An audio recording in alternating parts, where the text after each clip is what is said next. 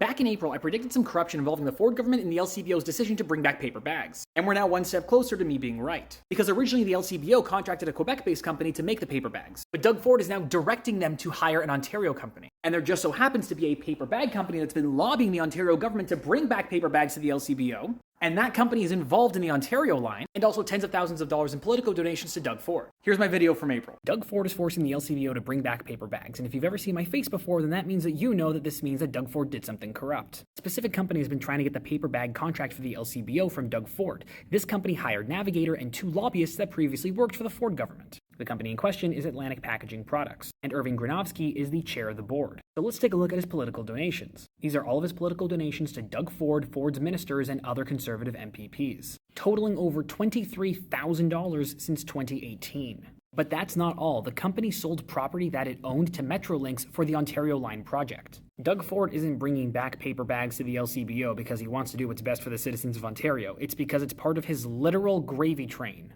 It seems like literally every decision that the Ford government makes at some point in time involves putting money in somebody's pocket, and not yours, not average citizens. It always seems to have something to do with political donations, or the 413 highway, or the Greenbelt and developers, or his personal subway line. Doug Ford said he wanted to run this province like a business. If this is how Doug Ford runs a business, I think he's running his business illegally.